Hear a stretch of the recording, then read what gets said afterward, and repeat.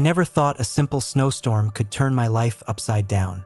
But here I am, about to tell you 3 of the most chilling true stories that'll make you think twice about venturing out in a winter wonderland. It all started on a crisp December morning. The weatherman had warned us about an incoming blizzard, but like most people, I shrugged it off. How bad could it be? I thought. Little did I know, those would be the words I'd regret for years to come. As I left for work, tiny snowflakes began to fall. By noon, the world outside my office window had transformed into a swirling white chaos. That's when the first disturbing call came in. My colleague Sarah was sobbing on the other end. "Tom, I can't find my brother. He went out to get supplies and hasn't come back. It's been hours." I tried to calm her down, but a gnawing feeling in my gut told me this was just the beginning of a nightmare. Little did I know, Sarah's brother wasn't the only one in danger. As the storm raged on, 2 more terrifying tales would unfold, each more bone-chilling than the last. Stay tuned, because what I'm about to share will make you question everything you thought you knew about surviving in a winter storm. Trust me, you won't want to miss a single detail. As Sarah's frantic voice echoed in my mind, I couldn't shake off the feeling of dread. The blizzard outside was getting worse by the minute, and I knew I had to act fast.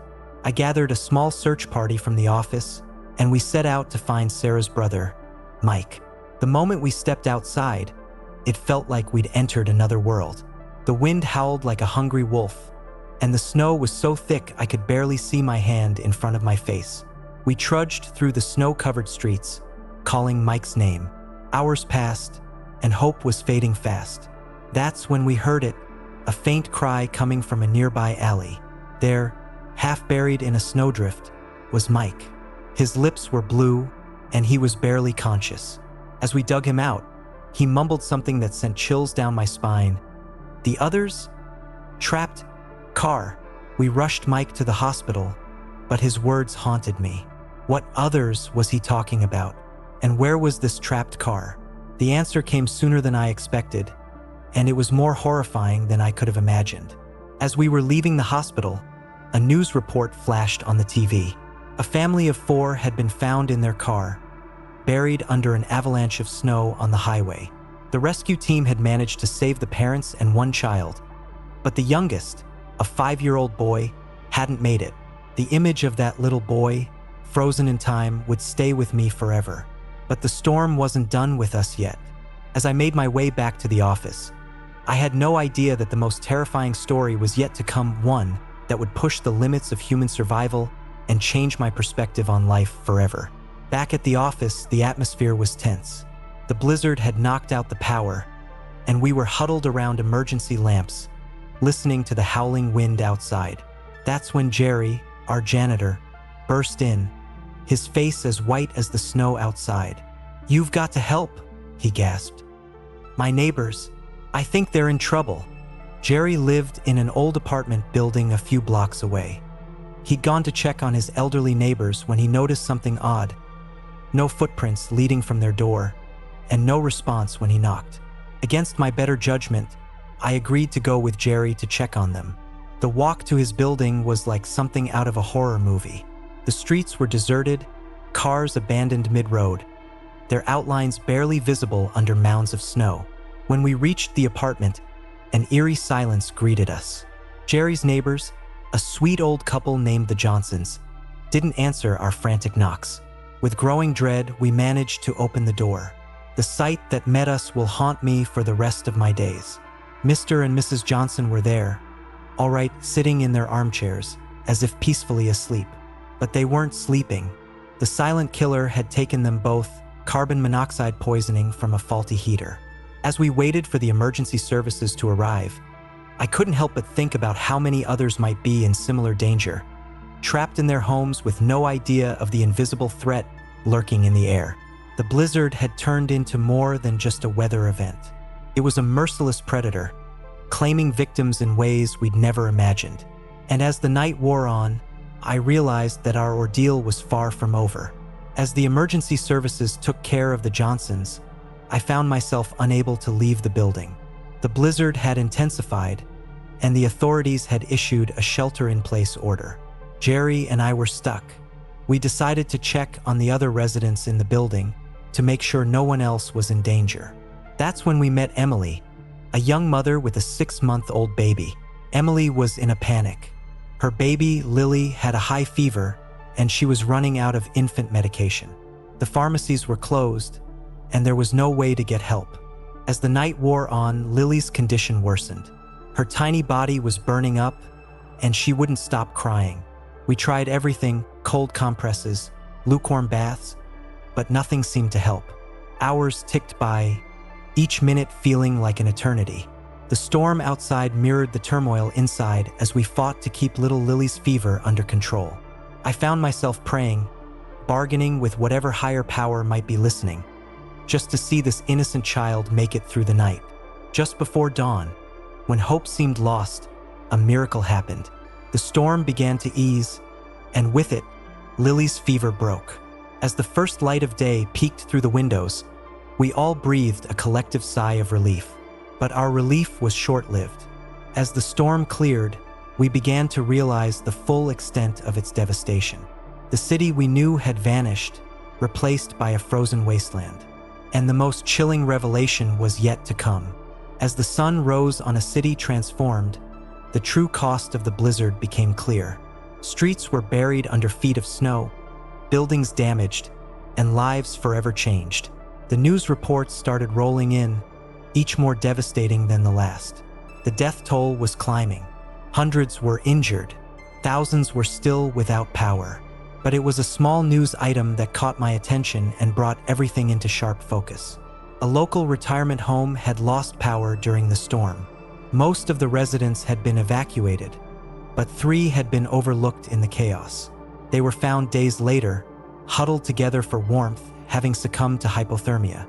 As I listened to the report, I thought about Mike, buried in the snow. I thought about the family trapped in their car, and the little boy who didn't make it. I remembered the Johnsons, taken by an invisible killer, and little Lily, who had come so close to becoming another victim of the storm. Each story was a stark reminder of how fragile life is, and how quickly things can change. The blizzard had done more than just blanket our city in snow. It had exposed our vulnerabilities and tested our humanity. In the days that followed, I saw the best and worst of human nature. There were looters taking advantage of the chaos, but there were also countless acts of kindness and heroism. Neighbors helping neighbors, strangers risking their lives to save others. As I stand here now, looking out at a city slowly coming back to life, I can't help but feel changed. The blizzard took so much from us, but it also taught us valuable lessons. About preparedness, about community, about the strength of the human spirit. So the next time you hear a storm warning, don't shrug it off like I did. Remember these stories. Remember that nature is as beautiful as it is merciless. And most importantly, remember that in our darkest, coldest moments, it's our connection to each other that keeps us warm. Stay safe out there, and never underestimate the power of a snowstorm.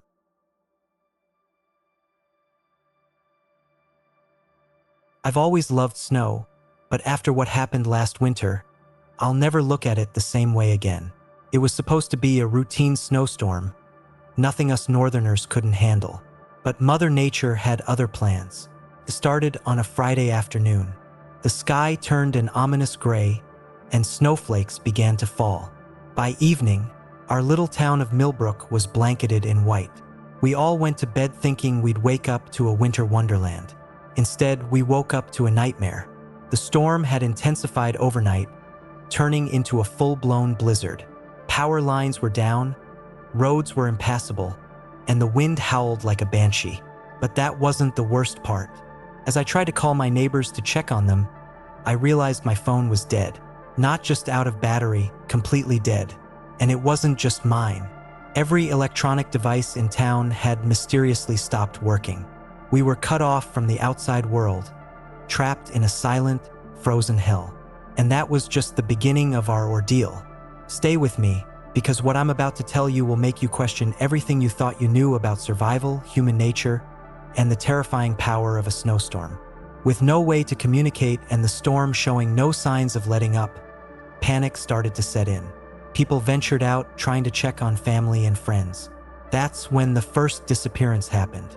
Old Mr. Johnson, who lived at the edge of town, went to check on his daughter 2 blocks away. He never made it.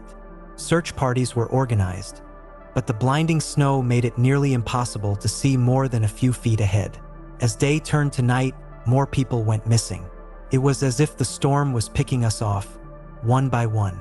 The town hall became a makeshift shelter, and those of us who made it there huddled together, sharing whatever food and supplies we had. That's when I met Sarah, a nurse who had been working at the local clinic. The look in her eyes told me she had seen things no one should ever have to see. "It's not just the cold," she whispered, her voice shaking. "There's something out there, something unnatural." I wanted to dismiss her words as the ramblings of a stressed mind, but deep down, I knew she was right. The storm wasn't just a force of nature. It felt alive, malevolent, hungry. As we sat in the flickering candlelight, listening to the wind's unearthly howl, I realized our fight for survival was about to take a turn for the worse. By the 3rd day, the situation had become dire. Food was running low, and the cold was seeping into our bones. That's when we decided to form a team to try and reach the next town over for help.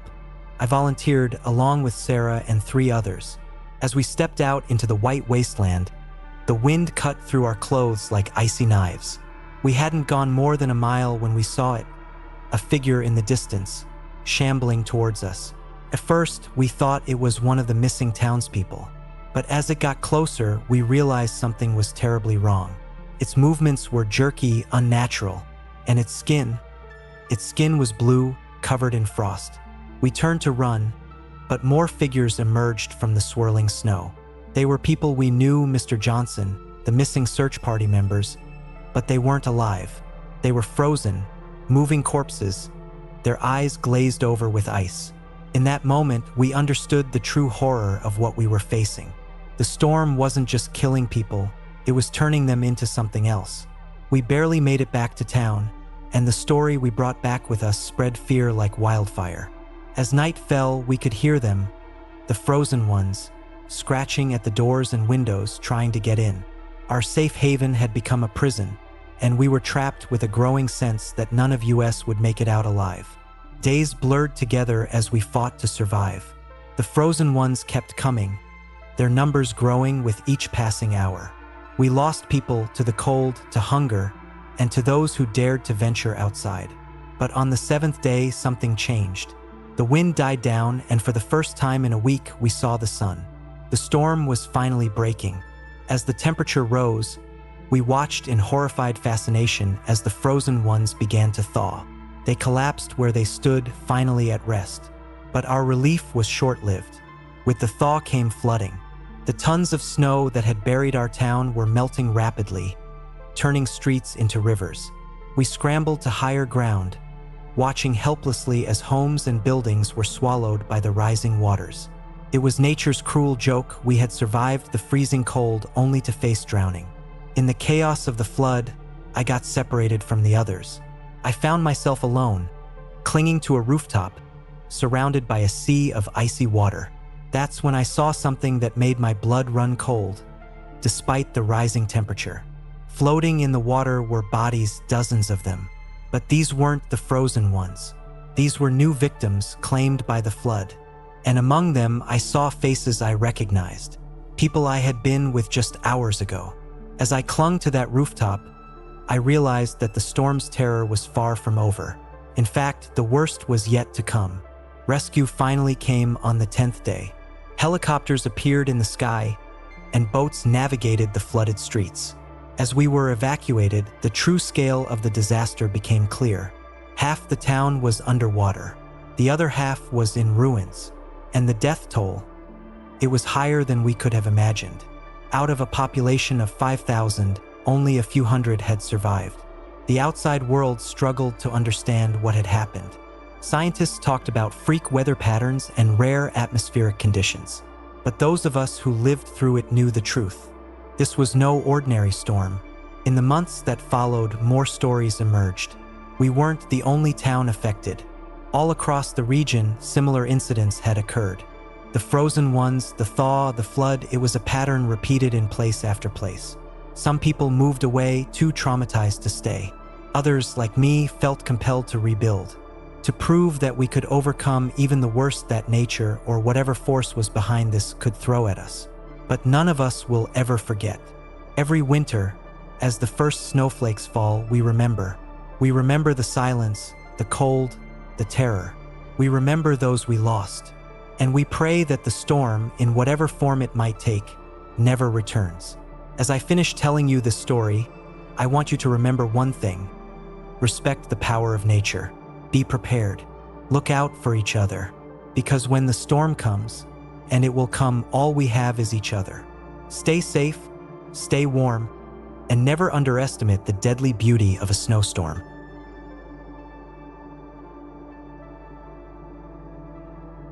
I never believed in ghost stories until that fateful winter. It was supposed to be a fun weekend getaway with friends at a remote cabin in the mountains. 6 of us, escaping the city for some snow and relaxation. If only we'd known what was waiting for us up there. The forecast mentioned a snowstorm, but we weren't worried. We had supplies, a sturdy cabin, and each other. What could go wrong? As we drove up the winding mountain road, the first flakes began to fall. By the time we reached the cabin, the world had turned white. We settled in, lit the fireplace, and opened some beers. Life was good. Then, as night fell, the wind picked up. At first, it was just a whistle through the trees. But as the hours passed, it changed. Started to sound like whispers. "Did you hear that?" Maria asked, her eyes wide. We all laughed it off. "Just the wind playing tricks," we said. But deep down, a seed of unease had been planted. Little did we know those whispers were a warning we should have heeded. Stick with me, because what happened next will make you think twice about ever setting foot in a snowy forest again. We woke up the next morning to find the cabin completely snowed in. The windows showed nothing but white, and the door wouldn't budge. We were trapped, but we tried to make the best of it. We had food, warmth, and each other's company. What more did we need? That's when Jake noticed something odd. "Hey, where's Chris?" Chris had been sleeping on the couch, but now he was gone. We searched every inch of the cabin, calling his name. Nothing. Maybe he went outside? Sarah suggested, but that was impossible. The door was still blocked by snow, untouched since the night before. As panic set in, we started to notice other strange things. Items moved when no one was looking. Shadows flitted at the edge of our vision. And always those whispers in the wind. By nightfall, we were huddled together in the living room, too scared to sleep. That's when it happened again. One moment, Maria was sitting right next to me. I looked away for a second, and when I turned back, she was gone. No sound, no warning, just gone. The remaining 4 of us were terrified.